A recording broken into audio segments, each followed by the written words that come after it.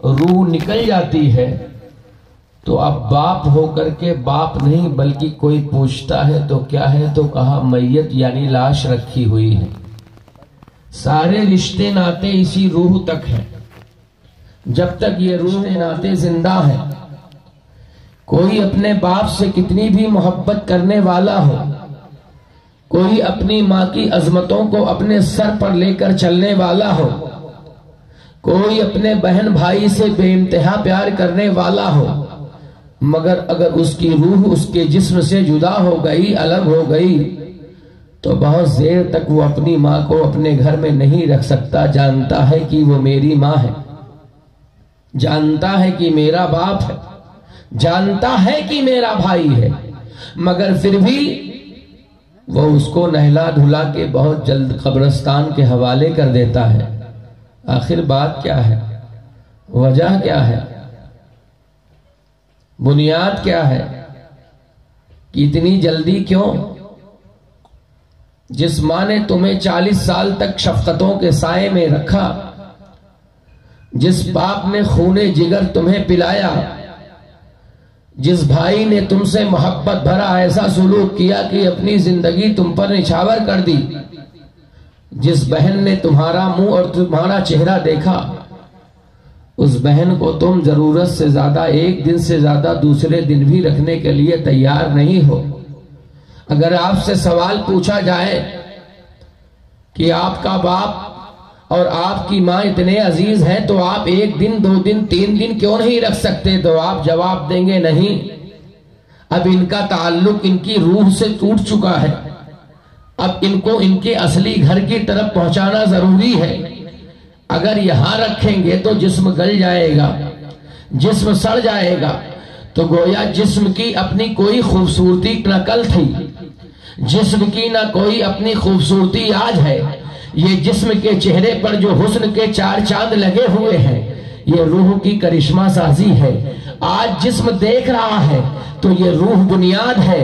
اگر آج یہ جسم حرکت کر رہا ہے تو روح اس کی بنیاد ہے۔ اگر آج یہ جسم سے لوگ پیار کر رہے ہیں تو روح اس کی اصل ہے، روح اس کی بنیاد ہے، روح اس کی اساس ہے، روح اس کی کائنات ہے۔ تو گویا جب تک بدن میں روح ہے تب تک جسم سے پیار ہے۔ جیسے ہی بدن سے روح نکل گئی، اب جسم سے پیار ختم ہو گیا، تو کہہ لینے دیا جائے، آپ کو سمجھانے لے دیا جائے کہ سب سے امپورٹنٹ چیز روح ہے، اور روح حیران ہے، روح پریشان ہے، روح تکلیف میں ہے، روح غم میں ہے، روح مضطرب ہے، روح گھبراہٹ کا شکار ہے۔ وہ کچھ آپ سے چاہتی ہے، جیسے آپ کا پیٹ آپ سے غذا چاہتا ہے، جیسے آپ کی زبان آپ سے ذائقہ چاہتی ہے، جیسے آپ کا وجود یہ چاہتا ہے کہ اچھی اچھی نعمتیں ملیں، اچھے اچھے کھانے ملے۔ تو آخر جس روح کی بنیاد پر آپ کی آنکھوں میں روشنی ہے، اس کے بھی تو تقاضے ہوں گے، آخر اس کی بھی تو کوئی خواہشات ہوگی، آخر اس کی بھی تو کوئی مرضی ہوگی۔ لیکن جب انسان اس دنیا میں آتا ہے اور رب العالمین اسے احسن تقویم کا لبادہ پہنا کے بھیجتا ہے، تو جب پیدا ہوتا ہے تو روح بھی خوبصورت، روح بھی حسین، چہرہ بھی حسین، چہرہ بھی خوبصورت۔ چھوٹے بچے پیارے کیوں لگتے ہیں؟ وہ سچے اس لیے ہوتے ہیں کہ ان کی روح داغدار نہیں ہوتی۔ چھوٹے بچوں سے محبت کرنے کا دل کیوں کرتا ہے؟ اس لیے دل کرتا ہے محبت کرنے کو کہ ان بچوں کے چہرے معصومیت بھرے ہوتے ہیں، ان کی روح پر کوئی داغ نہیں ہوتا۔ میرا کپڑا سفید ہے، اگر اس پر 2-4 داغ لگ جائے تو ہر آدمی کی نگاہ پڑے گی۔ اب یہ روح آئی کہاں سے ہے اور یہ روح چاہتی کہاں سے ہے؟ چند منٹ کا خطاب، مدار العالمین، رحمت للعالمین، پھر اشرف العالمین، تینوں ذات کا، کیونکہ اتنا وقت ہی آپ نے نہیں دیا کہ میں بہت دیر گفتگو کر سکوں، بس انہی میں تینوں میں گفتگو کو میں سمیٹ دوں گا۔ اب یہ روح تقاضا کرتی ہے، اب ہمیں ایک وقت کھانا نہ ملے تو ہماری طبیعت پریشان ہو جاتی، مفتی صاحب ہیں تو ان کی طبیعت پریشان، عالم صاحب ہیں تو ان کی طبیعت پریشان، مؤذن صاحب ہیں تو ان کی طبیعت پریشان، امیر ہے تو ان کی طبیعت پریشان، غریب ہے تو اس کی طبیعت پریشان، اس لیے کہ اس کے کچھ اپنے بدن کے وصول ہیں، اگر وہ ٹائم پر نہیں ملتا ہے تو ایسی صورت میں وہ تقاضا کرتا ہے، یہاں تک کہ یہ تقاضا اتنا بڑھتا ہے کہ حرام اور حلال کی تمیز انسان بھول جاتا ہے، نیکی اور بدی کی تمیز انسان بھول جاتا ہے، جرم کے راستوں کے دروازے کھول دیتا ہے اور مجرمین کی سب میں کھڑا ہو جاتا ہے، جرم کرتے کرتے اتنا وہ آگے بڑھ جاتا ہے، اتنا آگے بڑھ جاتا ہے کہ پھر اس کا وجود پورا مجرم لگنے لگتا ہے، پورا وجود اس کا ملزم لگنے لگتا ہے۔ یہ اس لیے کہ یہ بدن کی آگ ہے جو بدن کو اس کے منزل اور مقام اور مرتبے کی طرف کھینچنا چاہتی ہے، یہ پیٹ کی آگ ہے، وہ یہ نہیں دیکھتی کہ یہ بندہ وہ کھانا جو لا رہا ہے وہ حلال ہے کہ حرام، یہ چاہتا ہے کہ میری آگ بجھ جائے، میری آگ سرد ہو جائے، مگر روح اس کے برعکس ہے، کیونکہ روح یہاں کی ہے ہی نہیں، روح آئی ہے عالم اعلیٰ سے، روح آئی ہے مقام اعلیٰ سے، روح اس مقام سے آئی ہے جہاں ہر وقت رب کی رحمت ہے، جہاں ہر وقت رب کا کرم ہے، جہاں ہر وقت رب کا فضل ہے، جہاں ہر وقت رب کی عطا ہے، جہاں ہر وقت رب کا فیض ہے، جہاں ہر وقت رب کی جود و سخا ہے، جہاں ہر وقت رب العالمین کی کریمیت ہے، جہاں اس کی شان رحمانیت ہے، جہاں اس کی شان رحیمیت ہے۔ ارے ایک ماں کے اندر رب کی شان رحمت کا کروڑواں حصہ لگے تو اسے ممتا کہتے ہیں، جو رب سراپا رحمت ہو اس کی رحمت کا عالم کیا ہوگا۔ اب جو روح رب کی رحمت کے سائے میں پلی ہو، جو روح رحمت کے سائے میں بڑھی ہو، تو پتا چلا اب کسی ایسی جگہ اس کو ڈال دیا جائے جہاں اسے رحمتوں سے دور رکھا جا رہا ہے، جہاں اسے رحمتوں سے دور رکھا جا رہا ہے، جہاں اسے کرم سے دور رکھا جا رہا ہے، جہاں اسے فضل سے دور رکھا جا رہا ہے، تو روح بے چین ہو گئی، روح پریشان ہو گئی، اور اس پر ترہ امتیاز کہ اس روح کو سامنا انسان کے جھوٹ سے بھی کرنا پڑ رہا ہے، اس روح کو سامنا انسان کے حسد سے بھی کرنا پڑ رہا ہے، اس روح کو سامنا انسان کے گھمنڈ سے بھی کرنا پڑ رہا ہے، اس روح کو سامنا انسان کی غیبت بھی کرنا پڑ رہا ہے، اس روح کو سامنا انسان کے فواحش و منکرات سے بھی کرنا پڑ رہا ہے، اس روح کو سامنا انسان کی بے حیائی سے بھی کرنا پڑ رہا ہے، تو روح پریشان ہے، روح حیران ہے۔ تو اب اس روح کو قرار کیسے ملے؟ وہ تو رحمت والی جگہ ہے، وہاں جانے کے لیے پھر بدن کا سلسلہ روح سے ٹوٹے گا تب وہ اپنے مقام پر جائے گی۔ یہاں موجود رہتے ہوئے اس روح کو کس سے جوڑے کہ اس بے چین کو قرار آ جائے؟ تو رب نے کہا کہیں اور نہ جاؤ، زمین پر ہم نے اپنی رحمت کی شکل میں محمد عربی کو بھیجا ہے، جب روح بے چین ہو تو میرے محمد کا ذکر کر لیا کرو، تمہاری روح کو قرار آ جائے۔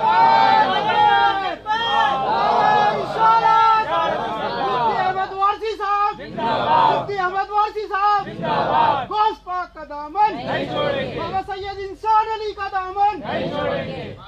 اب روح بے قرار ہوئی تو ہم نے کس کا نام لیا؟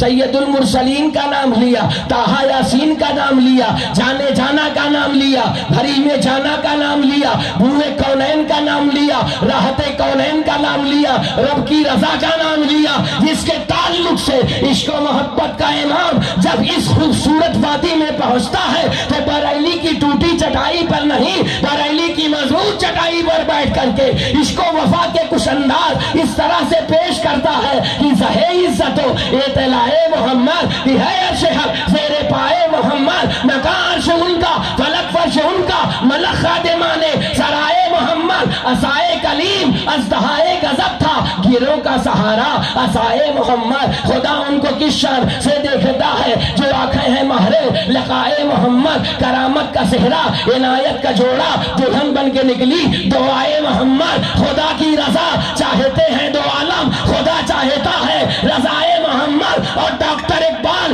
جب اس نقطے پر پہنچے تو کہہ اٹھے تعجب تو یہ ہے کہ فردوس اعلیٰ بنائے خدا اور بسائے محمد۔ نعرہ تکبیر، نعرہ رسالت، علماء اہل سنت، کلام اعلی حضرت، فیضان غوث الورا، سبحان سبحان اللہ سبحان اللہ۔ تعجب تو یہ ہے کہ فردوس اعلیٰ بنائے خدا اور بسائے محمد، اور آگے بڑھتے ہیں تو کہتے ہیں تعجب تو یہ ہے کہ دوزخ کی آتش لگائے خدا بجھائے محمد۔ اب اعلیٰ حضرت اس مقام محبت پر پہنچتے ہیں کہ اے روح والو، ہم تو اے روح والو پریشان ہونے کی ضرورت نہیں، گھبرانے کی ضرورت نہیں۔ اگر رحمت للعالمین رحمت للعالمین رحمت للعالمین کا دامن رحمت اگر تم چاہتے ہو تو پریشان ہونے کی ضرورت نہیں، گھبرانے کی ضرورت نہیں۔ ہم نے رحمت کے کئی دروازے کھول رکھے ہیں، مصطفیٰ کے ذل کے کئی دروازے کھول رکھے ہیں، مصطفیٰ کی عطا کے کئی دروازے کھول رکھے ہیں۔ جاؤ اگر چاہتے ہو محمد کا دروازہ تلاشنا تو نجف اشرف چلے جاؤ، وہاں محمد کا دروازہ ہے۔ کربلا چلے جاؤ، وہاں حسین کی شکل میں محمد کا دروازہ ہے۔ مدینہ طیبہ کے جنت البقیع میں چلے جاؤ، جنت البقیع میں چلے جاؤ، وہاں حسن مجتبیٰ کی شکل میں مصطفیٰ کی رحمت کا دروازہ ہے۔ جنت البقیع میں اگر روح کو پاک کرنا چاہتے ہو تو میری بیٹی سیدہ کی رحمت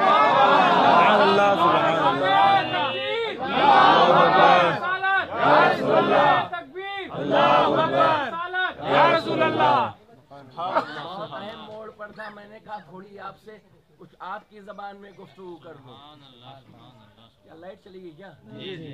نعرہ تکبیر، اللہ اکبر، نعرہ رسالت، یا رسول اللہ، نعرہ رسالت، یا رسول اللہ، غوث الورا، فیضان شہنشاہ چھتیس گڑھ زندہ باد، نعرہ تکبیر، اللہ اکبر، شاہ خطابت حضور احمد وارثی صاحب قبلہ زندہ باد، نعرہ تکبیر، اللہ اکبر، نعرہ رسالت، یا رسول اللہ۔ تو اب اس روح کو زندہ کرنا ہے، تھوڑی یہ بند کر دیجئے اس کو۔ یہ روح کو زندہ کرنا ہے، اس لیے کہ مائک کو ضرورت حسینیوں کو نہیں پڑتی ہے۔ حسین کے بابا کا پاور تو اتنا تھا، اتنا پاور تھا کہ وہ کئی لاکھ کے مجمع سے مخاطب ہوتے تھے، آواز ویسے ہی سنائی دیتی تھی۔ قدیر میں دیکھو علی کی ولایت کا اعلان ہے، محمد مصطفیٰ تاجدار کائنات کی نظامت ہے، علی کی ولایت ہے، 1,00,000 صحابہ کا مجمع ہے۔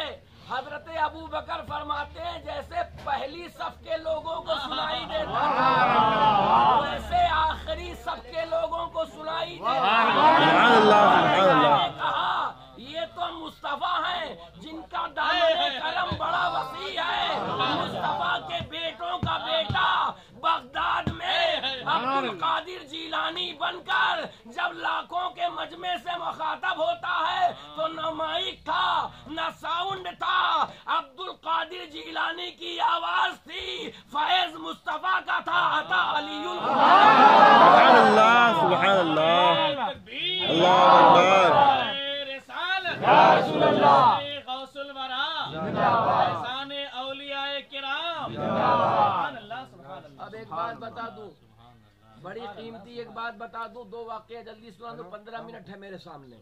اب یہ روح بیمار ہے، اس روح کو علاج کی ضرورت ہے، تو آج کے دور میں جلسوں کی ضرورت۔ تکبیر، نعرہ رسالت، یا رسول اللہ، سیدی شاہ احمد وارثی صاحب قبلہ، زندہ باد، نعرہ تکبیر، اللہ اکبر، اولیاء کرام، اعلیٰ حضرت، زندہ باد، علماء اہل ہلو؟ سنت، عشق محبت، نہیں ابھی کام کر رہے تھے نا تو نہیں بن پایا۔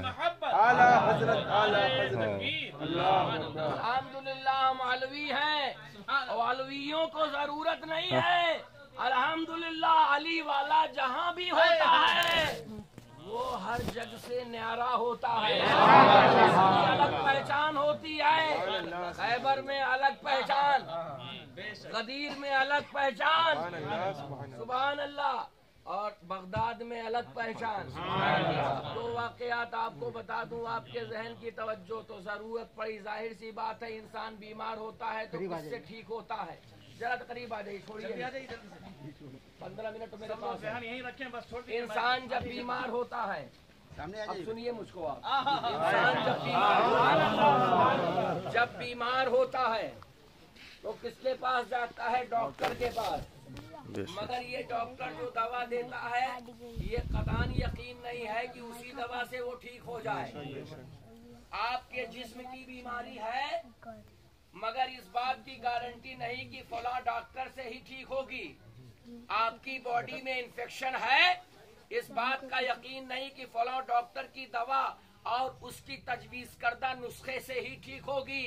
مگر آؤ درے سیدہ پر، آؤ درے حیدر کرار پر، آؤ درے مصطفیٰ پر. یہاں ڈاکٹر نہیں بدلتے، مریض کا مرض بدل دیا جاتا ہے. آتا ہے بیمار غوث اعظم کے دربار میں، بیماری چوری کی ہوتی ہے، بیماری چوری کی ہوتی ہے. اب عبد القادر کو بھی تلاش ہے. اچھوں کو تو سبھی پسند کرتے ہیں، اچھوں کو تو سبھی پیار کرتے ہیں، عیب بے عیبوں سے تو سبھی پیار کرتے ہیں. مگر عیبدار کو جو اپنی نگاہ ناز سے ولایت کی ڈگری دے کر کے قطبیت کے مقام پر فائز کر کے بغداد سے روانہ کر دے، اسے فاطمہ زہرا کا بیٹا عبد القادر جیلانی کہتے تھے آیا تھا چوری کی بیماری لے کر مگر شفا لے کے جا رہا ہے. تو قطبیت کی ڈگری لے کے جا رہا ہے، ڈگری لے کے جا رہا ہے. ہم علی کے بیٹے اس لیے امام احمد رضا کا ذکر کرتے ہیں کہ انہوں نے علی کے بیٹوں کی شان اس انداز سے بتائی ہے. واہ کیا مرتبہ ہے بالا تیرا، اونچے اونچوں کے سروں سے قدم آلا تیرا. کوئی کیا جانے کی ہے کیسا تیرا، اولیاء ملتے ہیں آنکھیں ہیں وہ تلوا تیرا. اور یہ شان ایسی ہے، بات اس کی نہیں، ان کے در کے شیروں کی بات تو چھوڑ دو، موسیٰ کاظم کی بات چھوڑ دو، جواد تقی کی بات چھوڑ دو، امام نقی کی بات چھوڑ دو، امام حسن عسکری کی بات چھوڑ دو، امام زین العابدین کی بات چھوڑ دو، غوث سمدانی کی بات چھوڑ دو، عبد القادر جیلانی کی بات چھوڑ دو، خواجہ معین الدین کی بات چھوڑ دو، خواجہ معین الدین کی بات چھوڑ دو. یہ تو علی والے ہی ہیں مگر جن کو علی کے در کی خاک نصیب ہوتی ہے وہ جب میدان عمل میں آتے ہیں تو چلتی ہوئی ٹرین رک جاتی ہے. میں نے کہا یہ چلتی ٹرین کس کیوں رک گئی؟ کہا کوئی علی کے در کا غلام نماز پڑھ رہا اس لیے رک گئی. جب علی کے غلاموں کا یہ حال ہے تو در علی کا حال کیا ہوگا؟ اب دو واقعہ سن لو فوراً. آپ کی بارگاہ حضور سیدنا سرکار غوث سمدانی محبوب سبحانی قطب ربانی شیخ الاسانی شہباز لامکانی پیروں کے پیر میروں کے میر دستگیروں کے دستگیر روشن ضمیر.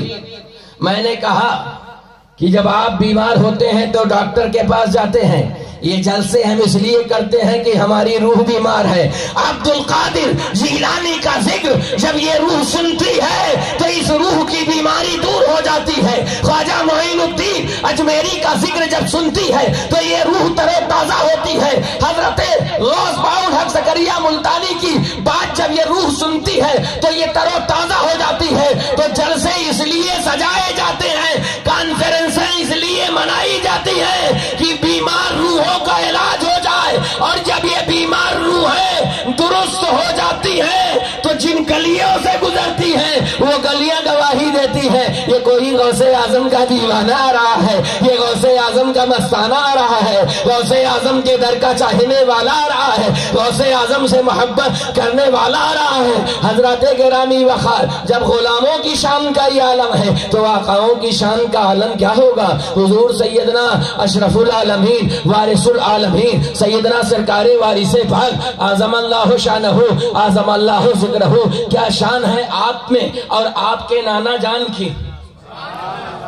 غوث پاک بھی پیدا ہوتے ہیں تو رمضان کا مہینہ ہے، پہلی رمضان ہے، اور ادھر دیوے وارث پاک آپ کی پیدائش سے 100 سال پہلے قطب زمان سیدنا شاہ عبد الرزاق باسمی رحمت اللہ تعالی علیہ اپنا سینہ دیوے شریف کی طرف کر کے دعائیں مانگ رہے ہیں۔ کسی نے پوچھا حضرت ادھر چہرہ کیوں ہے؟ کہا ادھر سے ولیوں کے بادشاہ کی خوشبو آ رہی ہے، قطب زمان کی خوشبو آ رہی ہے۔ کہا حضور آپ کہاں؟ امام حسین کی 26ویں پشت میں کوئی اور نہیں، عبدالعہد کا پوتا، سلامت اللہ کا پوتا، قربان علی کا بیٹا، بی بی سکینہ کی آنکھوں کا دل بند، وہ وارث علی آ رہا ہے، جس کی نگاہ ناز میں امیر بھی آتا ہے تو نوازا جاتا ہے، غریب بھی آتا ہے تو نوازا جاتا ہے، فقیر بھی آتا ہے تو مالا مال کر دیا جاتا ہے۔ وہ وارث پاک، بچپنے کا زمانہ ہے، اور کیا بچپنے کی کہانی ہے سرکار کی، سبحان اللہ سبحان اللہ۔ دنیا آج وصول سیکھے تو اہل بیت کے گھر سے سیکھے، ہمارے گھر سے سیکھے۔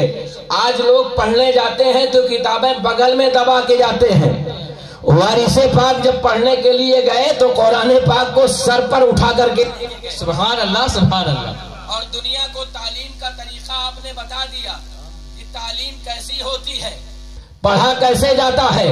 جب وہ استاذ کے پاس پہنچے تو استاذ نے پڑھانا شروع کیا، اعوذ باللہ من الشیطان الرجیم بسم اللہ الرحمن الرحیم۔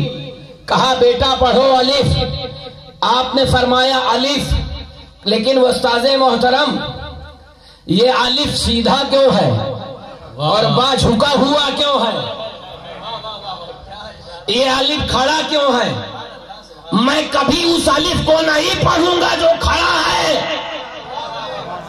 میں اس الف کا قائل ہی نہیں جو تنا ہے، میں اس الف کو کبھی مہتو ہی نہیں دوں گا جو اکڑا ہے۔ میں تو کل بھی بے پہ قربان تھا، آج بھی باپ پہ قربان ہوں۔ اب وہ استاذ نے پوچھا میاں صاحب زادے تم ہم سے پڑھنے کے لیے آئے ہو یا آج ہمیں پڑھانے کے لیے آئے ہو؟ آپ نے نظریں جھکا لی، کہا تم بتاؤ کہ آخر با سے اتنی محبت کیوں ہے؟ کہا با سے اس لیے محبت ہے کہ با کے اندر عاجزی ہے، با کے اندر انکساری ہے، اور میرے نانا کی حدیث ہے من تواضع للہ بل رفعہ اللہ، جو اللہ کے لیے جھکتا ہے اللہ اسے بلند کر دیتا ہے۔ آخر الف کو بسم اللہ الرحمن الرحیم کا حصہ کیوں نہیں ملا؟ اللہ کے کلام کی شروعات آخر لفظ با سے کیوں ہوئی؟ اور میرے دادا مولا علی آخر کیوں کہتے ہیں کہ بسم اللہ کے با کا جو نقطہ ہے وہ میں ہوں؟ یہ کیوں کہتے ہیں؟ اس کا مطلب یہ ہے کہ جہاں عاجزی ہے، جہاں انکساری ہے، وہاں بلندی ہے۔ میں الف نہیں پڑھ سکتا، یہ راز کی بات ہے، یہ آپ کے سمجھنے کی بات نہیں ہے، ورنہ آپ میں سے کوئی کہہ دے الف نہیں پڑھوں گا تو اس کا کام ہی ہو جائے گا۔ یہ وارث پاک کی شان ہے۔ سیدنا وارث پاک 5 سال کی عمر شریف ہے، 2 سال کی عمر میں قرآن ختم کر دیا، 4 سال کی عمر میں حافظ قرآن ہو گئے، 6 سال کی عمر میں ایسے علوم و فنون پر آپ نے گفتگو کرنا شروع کر دیا کہ لوگ حیران ہیں، عقلیں حیران ہیں، بچوں کو کھیل میں لگاتے ہیں، اور اس کے بعد مقام الہی اور اسرار الہیہ بتا رہے ہیں۔ سیدنا سرکار وارث پاک کھڑے ہیں، اتنے میں ایک ڈولا گزرتا ہے، اتنے میں ایک ڈولا گزرتا ہے، آپ آگے بڑھے اور ڈولے کی طرف اشارہ کر کے فرمایا اس میں کیا ہے؟ تو کوہاروں نے مذاق کرتے ہوئے کہا میاں صاحب زادے یہ تمہارے پوچھنے اور بتانے کی چیز نہیں ہے، جاؤ اس میں کچھ نہیں ہے۔ آپ نے فرمایا سچ کہہ رہے ہو اس میں کچھ نہیں ہے؟ کہا ہاں ہم سچ کہتے ہیں اس میں کچھ نہیں ہے۔ کہا جاؤ اگر تم کہتے ہو کہ اس میں کچھ نہیں ہے تو قربان علی کا پوت بھی کہتا ہے اس میں کچھ نہیں ہے، سبحان اللہ، اس میں کچھ نہیں ہے۔ اب یہ کہاں کا مسئلہ تھا جانتے ہو؟ جن کا پورا خاندان آج دیوا شریف میں خدمت انجام دے رہا ہے، ٹھاکر پنجم سنگھ کی گھرانے کی بات ہو رہی ہے۔ بارات ان کے گھر کی تھی، دلہن ان کے گھر کی تھی۔ جب ڈولا وہاں پہ پہنچا اور وہاں راجپوتانہ گھرانے کی عورتوں نے چاہا کہ ڈولا کھول کر دیکھیں کہ کیا عورت کا یعنی اس نئی دلہن کا استقبال کریں، تو جیسے ہی ڈولا کھولتی ہیں پورا ڈولا خالی نظر آتا ہے۔ اب ایک کوہرام مچ گیا، کوہاروں سے پوچھا گیا آخر تم نے کہیں کوئی غلطی تو نہیں کی؟ سچ سچ بتاؤ ورنہ مار کے چمڑیاں ادھیڑ لی جائیں گی۔ تو ان کوہاروں نے کہا حضور ہم نے کہیں کوئی غلطی نہیں کی، مگر ہاں دیوے کی سرزمین پر ہم رکے تھے اور سرکار وارث پاک کے آبا و اجداد کا تعلق نیشا پور سے ہے۔ نیشا پور سے آپ کے آبا و اجداد تشریف لائے تھے اور اخیر میں آپ کے لکڑ دادا حضرت عبدالاحد شاہ رضی اللہ تعالیٰ عنہ المولا کمتور کی سرزمین سے آپ دیوا تشریف لائے تھے اور وہیں سے آپ کا سلسلہ چلا۔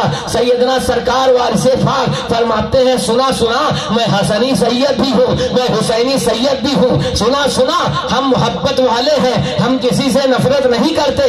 آپ کے عشق کا آپ کا مقام عشق کتنا ہے کہ اتنا وقت نہیں کہ میں بہت زیادہ شرح و بسط کے ساتھ کوئی بات بتاؤں، بس ایک چھوٹی سی بات سنیں۔ وہاں دلہن کے لیے ہنگامہ ہے کہ آخر بات کیا ہے۔ جب ان کوہاروں پر سختی کی گئی تو کہا ہاں ایک چھوٹی سی بات ہوئی تھی، دیوے شریف کی سرزمین پر ایک چھوٹے سے بچے سے ملاقات ہوئی تھی۔ اس بچے نے پوچھا تھا کہ آخر اس ڈولے کے اندر کیا ہے؟ تو ہم نے جواب میں کہا تھا کہ اس ڈولے میں کچھ نہیں ہے، اس ڈولے میں کچھ نہیں ہے، بس اتنی سی بات ہوئی تھی۔ وہ ایک چھوٹے سے بچے کی بات ہے اور آپ بھی بچوں کی بات کو لے کر کے اتنی ساری باتیں پھیلا رہے ہیں۔ کہا نادان تو جانتا نہیں ہے، جس کو تو بچہ سمجھ رہا ہے وہ بچہ نہیں، وہ وقت ولی کامل ہے، وہ وقت درویش ہے، جانتا نہیں ہے وہ کس گھرانے سے تعلق رکھتا ہے۔ اگر وہ آسمان کو زمین کرنا چاہے تو آسمان پل بھر میں زمین بن جائے، اور زمین کو آسمان کرنا چاہے تو زمین پل بھر میں آسمان بن جائے۔ وہ قربان علی کا بیٹا، سیدہ سکینہ کا بیٹا، وہ وارث علی ہے۔ فرمایا کہ کیا کریں؟ فرمایا یہ ڈولا لے کر کے فوراً دیوا چلے جاؤ۔ اب جب دیوا پہنچے تو آپ کی دادی جان تھی، آپ کی دادی جان نے کہا ہے ٹھاکر پنجم سنگھ کیسے آنا ہوا؟ کہا کہ حضور مخدومہ آپ سے التجا ہے، آپ سے گزارش ہے، ذرا اپنے پوتے میاں مٹھن میاں، آپ کو مٹھن میاں کہا جاتا ہے، مٹھن میاں کا مطلب یہ ہے کہ حضور مٹھائی بہت پسند کرتے تھے، مٹھائی ہی نہیں پسند کرتے تھے، آپ کا اخلاق بھی میٹھا تھا، آپ کا کردار بھی میٹھا تھا، آپ کی سیرت بھی میٹھی تھی، جیسے آپ کے نانا مدینے والے اتنے میٹھے تھے کہ جو بھی ایک بار دیکھتا وہ ان کا دیوانہ ہو جاتا۔ ایسے وارث علی اپنے نانا کی اس امانت کا نام ہے کہ آپ اتنے میٹھے تھے کہ جو بھی جلوہ دیکھتا وہ وارث میں گم ہو جاتا۔ نعرہ تکبیر، نعرہ رسالت، فیضان حضور سیدی وارث پاک، شان حضور وارث پاک، نعرہ تکبیر، سبحان اللہ سبحان۔ جو بھی آپ کی شان دیکھتا دوڑے دوڑے سب چلے آئے، پورا گھرانہ، کہا صاحبزادے کو بلاؤ۔ اور سرکار کا یہ عالم تھا کہ بچپنے میں آنکھیں اتنی سرخ ہو جاتی تھی کسی وقت کہ ایسا لگتا کہ آنکھیں حلقوں سے باہر آ جائیں گی، کسی وقت آپ پر ایسی کیفیت طاری ہوتی کہ گھنٹوں گھنٹوں آسمان میں دیکھا کرتے۔ آپ کی دادی جان فرماتی تھی میرے پوتے کا یہ عالم تھا کہ ایک مرتبہ 2-3 مرتبہ ایسا ہوا کہ گھر سے غائب ہو گئے، 5 دن کے بعد لوٹ کے آئے۔ تو ایک دن آپ کی دادی جان ارشاد فرماتی ہے کہ میں نے آپ کو کوٹھری میں بند کیا اور تالا مضبوط والا لگایا اور دروازے کے باہر بیٹھ گئی۔ 1 گھنٹے کے بعد میرے دل میں کچھ گھبراہٹ ہوئی، میں نے جب کنڈی کھولی تو اندر پہنچ کر کے کیا دیکھتی ہوں پوری کوٹھری خالی ہے، وارث علی کا کہیں پتہ نہیں ہے۔ اس کے بعد جب پیچھے مڑ کے دیکھا دروازے کے باہر تو میرا پوتا وارث علی مسکرا رہا ہے۔ تو پوچھا تم کہاں تھے؟ کہا دادی جان کبھی پروانے کو بھی قید کیا گیا ہے، کبھی پروانے کو بھی مقید کیا گیا ہے۔ دادی جان آپ کو جانتی نہیں، آپ کو معلوم نہیں۔ کہا کیا؟ کہا ابھی میرے نانا مولا علی تشریف لائے تھے اور کچھ سبق کے پڑھانے آئے تھے، اسی سبق محبت کو پڑھنے کے لیے میں گیا تھا۔ جب میرے دادا مولا علی کی نگاہ اس کوٹھری پر پڑی تو میں نے کہا دادا مجھے میری دادی جان نے بند کیا ہے، کیسے باہر آؤ؟ کہا علی کا وارث کوٹھری کا محتاج نہیں ہوتا، تالے کا محتاج نہیں ہوتا، تو ذرا قدم آگے بڑھا، کوٹھری کی کیا مجال کی تیرا راستہ روک لے۔ نعرہ تکبیر، نعرہ رسالت، علماء اہل سنت، سبحان اللہ سبحان اللہ۔ کوٹھری کی کیا طاقت کہ تیرا راستہ روک لے۔ یہ حضور سیدنا سرکار وارث پاک کی ذات تھی، عجب سا عالم تھا، عجب سی مصطفیٰ تاجدار کائنات نے فرمایا نہیں خالد یہ نہ کہو آج بدلے کا دن ہے، آج تو ان سب کو معاف کرنے کا دن ہے۔ وہ ہی تھی جس نے امیر حمزہ کا کلیجہ جمایا تھا، وہ بھی تھا جس نے حضرت وحشی، جس نے حضرت امیر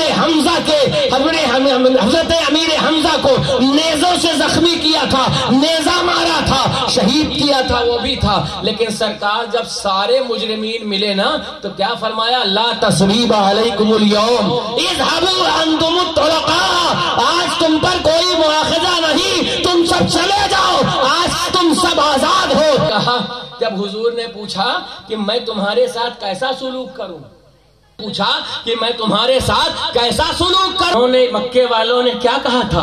جنہوں نے 53 سال ستایا ہے، 13 سال تک ستایا ہے نبوت، انہوں نے کہا آپ کریم باپ کے کرم کرنے والے بیٹے ہیں، باپ کے سخاوت کرنے، آپ سے یہی امید ہے۔ تب آپ نے ارشاد فرمایا تھا سب کو معاف کر دیا تھا۔ حضرت گرامی وقت گھرانہ ہے جن کا ہنر جانتا ہے، یہی وہ گھرانہ ہمزدوں کو گلے لگانے کا ہے، نہ جانے کن کے چکروں میں پڑی ہے، مگر علی کے بیٹوں سے دور ہے۔ جب تک دل کے بہے گی ٹھوکر کھاتی رہے گی، چاہتے ہو زمانے میں صلیبیوں کے تو کر دو، تو تمہیں اگر صلاح الدین بطخہ سے بھی پڑے گی، وہ ڈر کا ٹکڑا کھانا پڑے گا۔